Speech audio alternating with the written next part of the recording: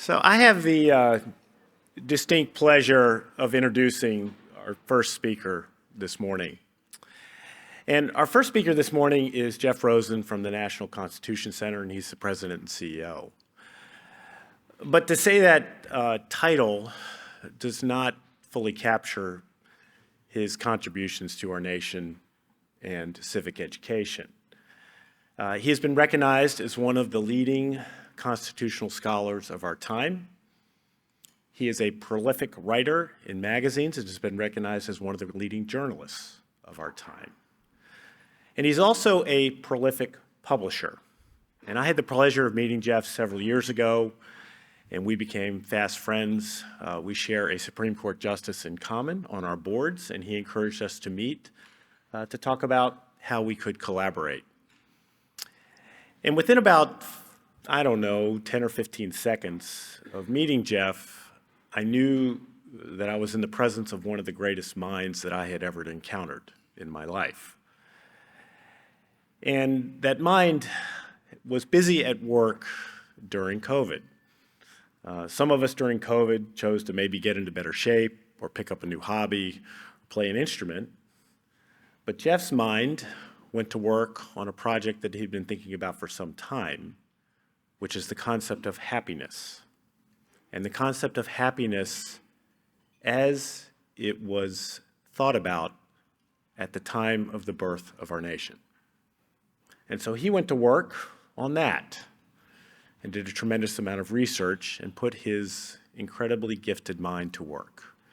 And he will be publishing a book shortly on this topic, but we are blessed to have him here today to give us a preview of his research and his understanding about what the concept of happiness meant at the time of the birth of our nation. So please join me in welcoming Jeff.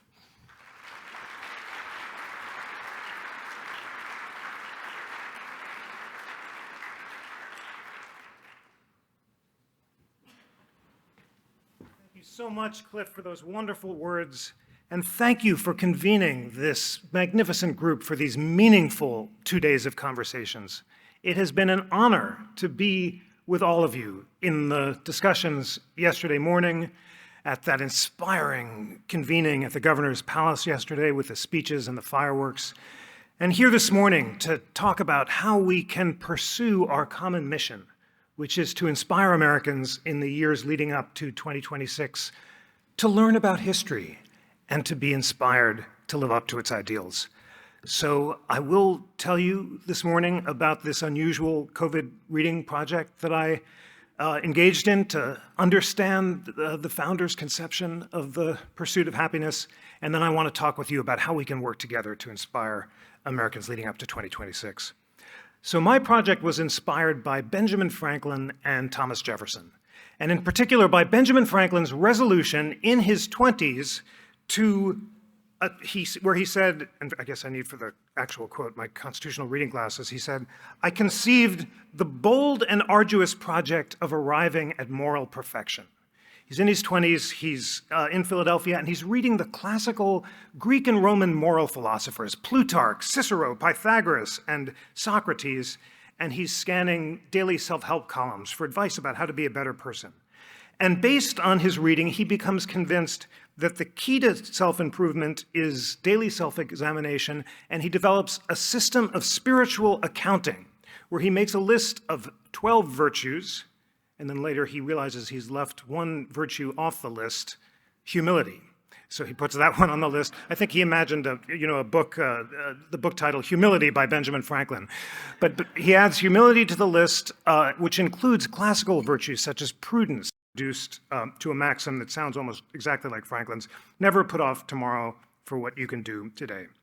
So I was inspired by the fact that this forgotten self-help manual by Cicero inspired Benjamin Franklin and Thomas Jefferson to list 12 virtues for daily living.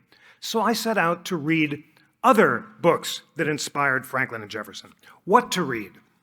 Well, the key, of course, was the famous letter that Jefferson sent to Robert Skipwith and also to a bunch of his friends and their sons who would write to him throughout his life asking for books to read when they were going to law school. And Jefferson revised the list throughout his life, but the core curriculum remained the same. He prescribed orders in which the book should be read and hours of the day when the mind would be most alert. And what I focused on was the passage on moral philosophy. And here were the books of moral philosophy on Jefferson's list to Robert Skipwith. John Locke's Conduct of the Human Mind in Search of Truth, Xenophon's Memoir of Socrates, Epictetus, Marcus Aurelius, Seneca, Cicero's Tusculan Disputations, there it was. Also Cicero's On Duties, Bolingbroke, Hume, and Lord Kame. These figures from the classical period and from the Scottish Enlightenment. Now, one thing that struck me is that I had never read most of the books on this list. And there's no, really, this is striking. I've had the privilege of an extraordinary liberal arts education with wonderful teachers at wonderful universities, studying and majoring in English, history, political science, and political philosophy, and of course, constitutional law. But despite this gift of an education, I had never read the books of great moral philosophy that Jefferson considered key to a good life and daily living. And I remember yearning for this kind of guidance when I was in college. It was the 1980, it was the greed is good decade. I was an English major. I was unconvinced by the rigors of Puritan theology, which I'd been studying, and I craved an answer to the question of whether spiritual and moral truth could be discovered by reason rather than revelation, by good works and reflection rather than simply blind faith or received authority.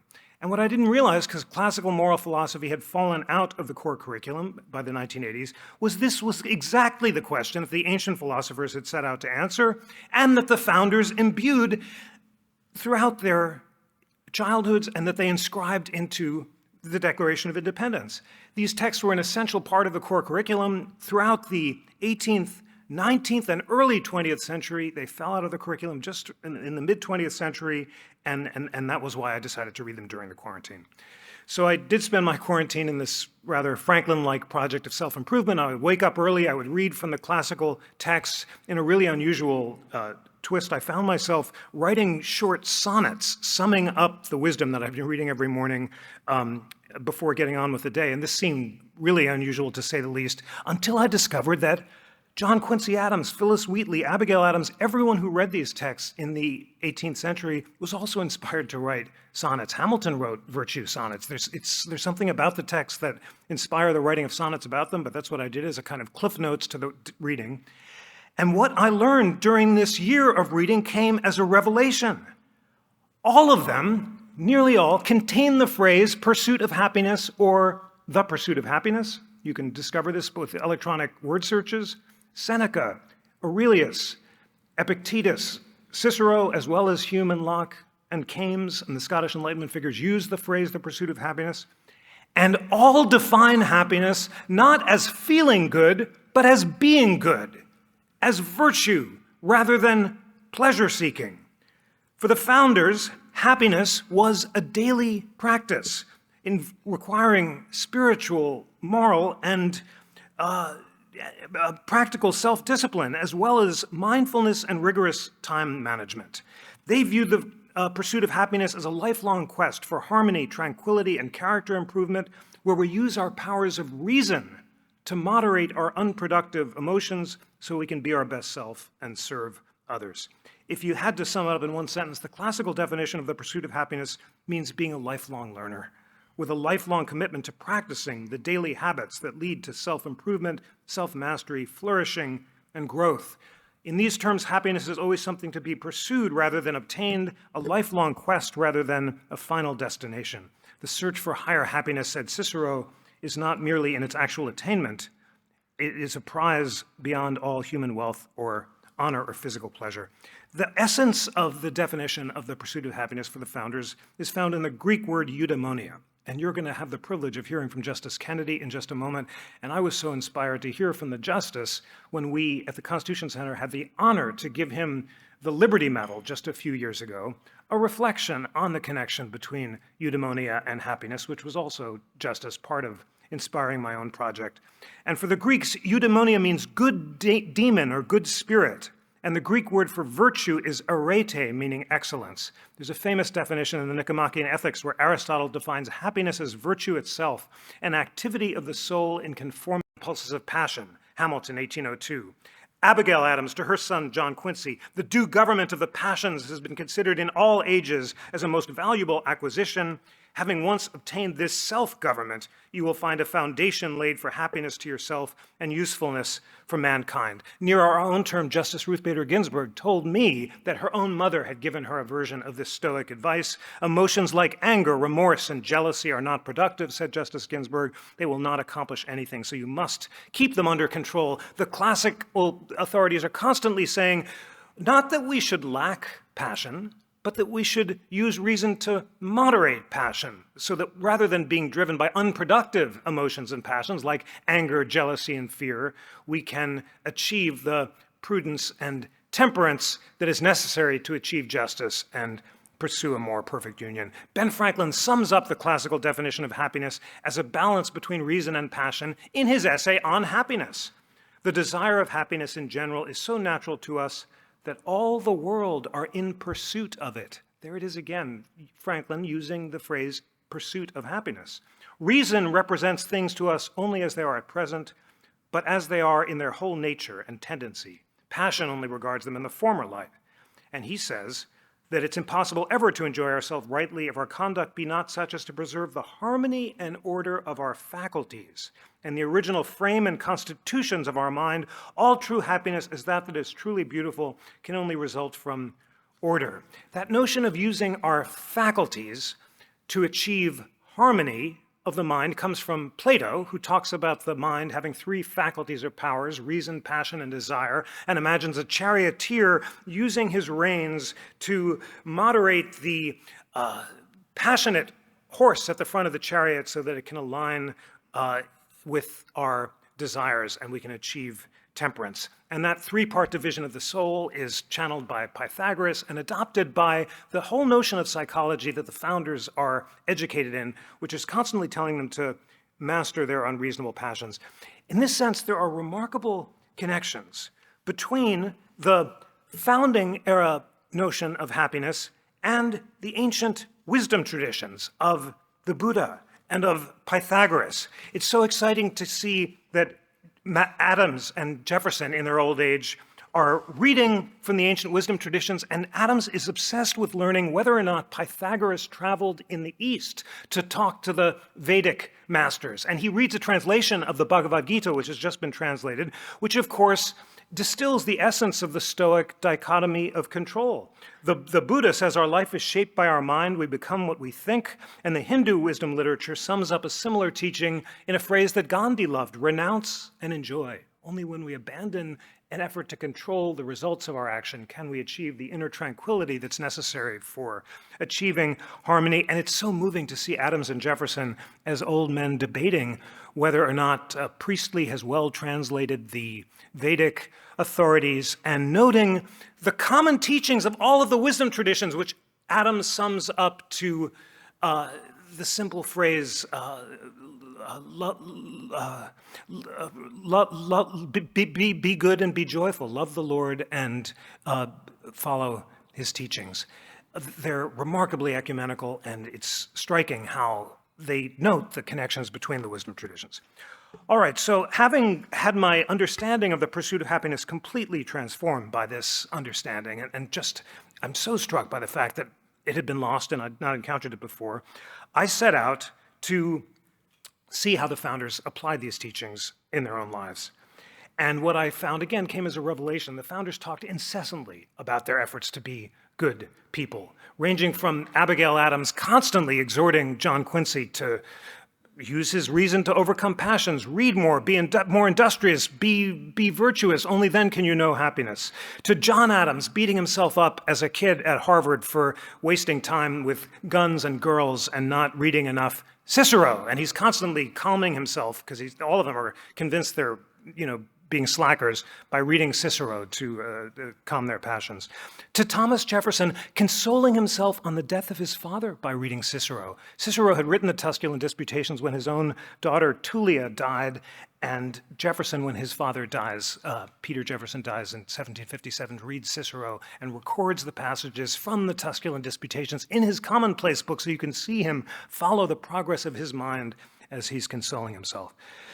and not only the founders, but also less familiar figures, including Phyllis Wheatley, the great African-American poet, who writes a poem of virtue to George Washington, praising him for using his powers of reason to master his passions, and noting that he's an exemplary vision of self-mastery, but also criticizing slavery as being inconsistent with the natural rights of liberty and equality. Abigail Adams invoking in her famous Remember the Ladies letter, ideals of the Declaration to insist for women's equality. And of course, John Quincy so memorably on the floor of Congress, becoming the greatest opponent of slavery and opponent of the gag rule, and invoking the ideals of the Declaration to criticize slavery. This helps us understand the fact that the founders betrayed their ideals of virtue in many ways, most obviously and importantly and notoriously on the question of slavery. And in telling their stories and their efforts to live up to their virtues, it's very important to tell about how they fell short. But what is quite striking is that at least some of the enslaving founders were well aware of their own hypocrisies. Jefferson and others recognized that there was a simple reason. They were constantly posing the question, we recognize that slavery is inconsistent with the ideals of the Declaration. Why is it that we won't free our own slaves, those human beings that we hold in bondage, even as they called for total emancipation of enslaved people in the future? And their explanation was simple. Greed, avarice. They liked the lifestyle that slavery made possible, and they didn't want to give it up. It was a classical vision of vice and virtue because avarice was one of the cardinal vices, just as prudence and frugality were the cardinal virtues. And they recognized they fell short of the virtue of frugality and succumbed to the virtue of avarice, and said so explicitly. For example, in March 1775, Jefferson listened as Patrick Henry urged the Second Virginia Convention to send troops to support the Revolution. Henry is quoting Addison's play Cato about the need to choose freedom over slavery, and then he stops at the obvious hypocrisy of the fact that the white colonists are constantly demanding freedom for themselves, but not for those they held in bondage. How could this be justified, says Henry. He didn't even try. Henry considered it amazing that he and his fellow Americans were so fond of liberty, but also allowed slavery, a practice as repugnant to humanity as it is inconsistent with the Bible and destructive to liberty.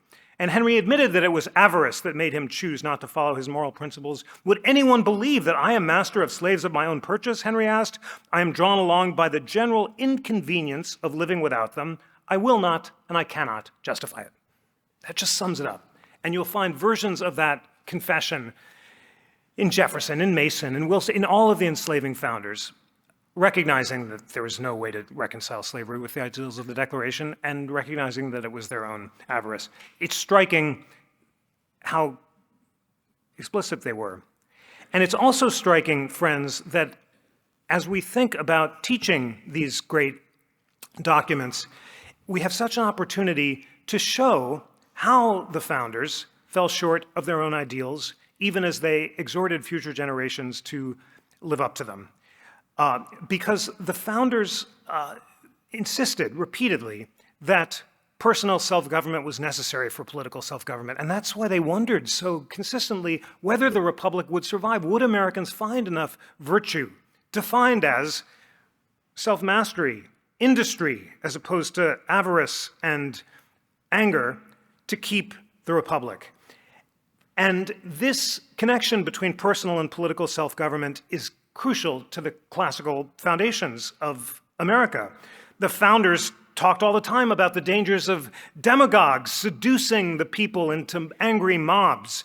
And Madison says that the whole Constitution is designed to slow down deliberation so people can achieve the same reason in their public deliberations that they achieve within their own minds. When you read the Federalist Papers through the reason-passion dichotomy, once again, it changes the way that we think about it, because the Federalist Papers are designed as a constitution for public happiness. They say again and again that the way to achieve public happiness is for individual citizens to achieve private happiness by using reason against passion. This is why Madison says that in all large assemblies of any character composed, passion never fails to wrest the scepter from reason. Even if every Athenian had been Socrates, Athens would still have been a mob, and he is designing a constitution to slow down deliberation, to create a more perfect union by allowing ourselves to govern ourselves in private and public, cultivating the same deliberation, moderation, and harmony in our own constitutions that we strive to maintain in the constitutions of the state. And in this sense, the founders did believe that happiness includes responsibilities as well as rights.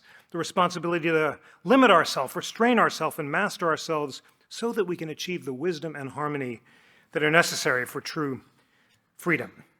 Now, I think it is urgently important, friends, for us to attempt to inspire our fellow citizens to read deeply in these founding texts, to learn the stories of the founders who wrote these texts so they can evaluate their strengths and weaknesses and be inspired to perfect themselves. And the most striking virtue that the founders had, for all of their human failings, was industry. It's really striking to see Jefferson and Adams in their old age doing the same schedules that they'd done as kids, waking up at 8, letter writing from 8 to 9 and so forth, every hour of the day sketched out so they can be as productive as possible and learn and grow. So exciting also to see how they're trying to get access to books. Books are hard to find. Adams is thrilled to learn that Joseph Priestley lived long enough to write his comparative religion book, and Jefferson says, I'll send you a copy. It just came out. I'll send you from Philadelphia. For the founders, the challenge was access to books, but they tried to use every moment of the day to read them. Contrast this to today. The most obvious difference between the founders' vision of a republic where virtuous citizens would improve themselves by reading primary texts and achieve mastery and self-governance is the internet, the antithesis of a Madisonian vision of cool deliberation, post based on passion, travel further and faster than post based on reason. And all of us, and I am the first to include myself at the top of this list, have to struggle every day to use these darn devices that we carry around with us, not to browse and scroll and tweet and waste time, but to learn and grow. And in that sense, these devices are both the greatest challenge we face, but also a potential solution. Because contrast the world of the founders, where they had to struggle to get books, with the world of today.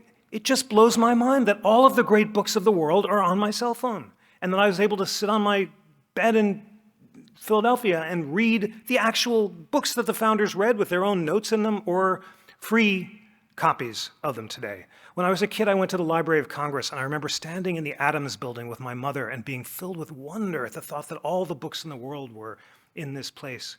And today, of course, we carry the Library of Congress around in our pockets. All we need is the virtue, the self-discipline, the focus to read deeply rather than browsing. Now, I just want to close by thinking with you concretely about what we can do together leading up to 2026 to inspire our fellow citizens to learn from this challenging, inspiring, fractured, and ultimately inspiring history, in particular the ideals that the founders and second founders embraced and their struggles to embrace them. The Constitution Center's put online a founders' library of primary texts. It was selected by leading liberal and conservative historians. We think it's important to have a range of views for our historians and scholars. And there are many of the texts that I've been talking about, as well as less familiar ones. And what's so significant is they begin with the classical sources that inspired the founders, including Cicero. They begin with the founders' texts themselves. Oh, and friends, I didn't share one of the most exciting things about this book. It's just amazing how the primary documents that inspired Jefferson, like Wilson's Reflections on the Thoughts of Legislative Authority in Britain, Mason's Virginia Bill of Rights, Adams' Thoughts on Government, many of their primary drafts have footnotes. And you can see the thinkers that inspired Wilson when he said the primary purpose of government is the happiness of its citizens. Or Mason in his Virginia Declaration of Rights, written just around here, where in words that Jefferson had at his side when he wrote the preamble, talked about how You can only achieve government by consent with the goal of pursuing and obtaining happiness and safety. All of them read the same people, Seneca, Cicero, and Locke, for their understanding of the pursuit of happiness, and offering those texts up and then telling the people stories and bringing them to life is just a thrilling way of showing the through line throughout American history. But let's make sure also in the Founders Library we have the second founders who invoked these documents to fight against slavery and the disenfranchisement of women, like Prince Hall in 1777, who invoked the Declaration to demand the end of slavery, to David Walker in 1827, to of course, Elizabeth Cady Stanton and Frances Harper and Ida B. Wells.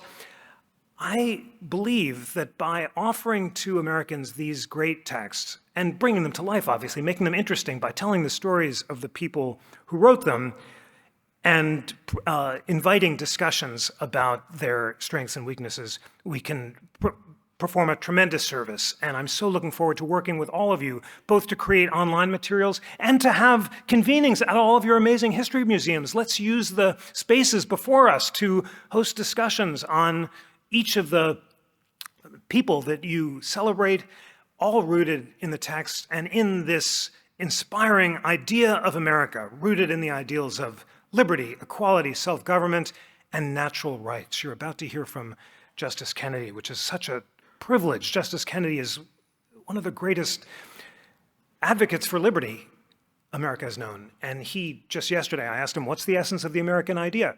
And he just, boom, said, our rights are not given to us by government, but come from God or nature, and the rights of liberty and equality are inherent in who we are. He'll say it better. But that's the idea of the Declaration. Natural rights, liberty, equality, and self-government, and how to balance them and calling America to task for falling short of them and urging us always to do better is the essence of the American story. I want to end with a great document, which for me shows the connection between the Declaration, the Constitution, and the Bill of Rights so well. And that is Louis Brandeis's opinion in Whitney versus California. When Brandeis wrote Whitney in 1927, he'd had a Jeffersonian summer. He was inspired by Jefferson, had gone to Monticello, read a 1926 collection of Jefferson's letters published by Francis Hurt, and in particular read Jefferson's Declaration of Religious Freedom, which, as we all know, Jefferson thought, along with the Declaration and founding UVA, was one of his three great achievements. The Declaration of Religious Freedom begins in that sentence that fell out because the legislature took it out, for explaining why freedom of conscience is a natural right that comes from God or nature. The opinions of men, says Jefferson, being the product of evidence proposed to their own minds, cannot be controlled by other men. And Brandeis reads that paragraph, as well as Jefferson's reasons for protecting free speech, including freedom of conscience is a natural right. Public discussion is necessary for the discovery and spread of truth. Only truth can combat error, and public officials have to be held account by speaking truth to power. Those are Jefferson's four reasons. They became the four reasons that the U.S. Supreme Court has invoked for protecting free speech throughout American history, partly because Brandeis channeled those four reasons in his Whitney decision, where he, following Jefferson almost in order, explains why it's important to protect free speech. And then Brandeis, in this visitation of divine inspiration, sums up the essence of the American idea in this gorgeous paragraph. And as a party trick, I can do this one from memory because I've done it once or twice before. But listen closely to Jefferson's words. He's channeling Brandeis and showing the connection between the Declaration, the Constitution, and the Bill of Rights. The last time I did this, I'll share this to remind us of the importance of place. The National Constitution Center overlooks Independence Mall in Philadelphia. It's the most inspiring constitutional view in America. And we've just installed the words of the First Amendment, 50 feet high and 75 tons of marble. They used to hang at the Newseum building in Washington, D.C. The Newseum generously gave them to us. We all took them on I-95 and drove them to Philadelphia and installed them. But imagine this space about as big as this room with the words of the First Amendment shining behind me. And I'm channeling Brandeis, feeling the words of the First Amendment and looking out on Independence Hall over there and literally feeling like a beam of light, the connection between the Declaration the Constitution and the Bill of Rights. So with that set up, this is Brandeis.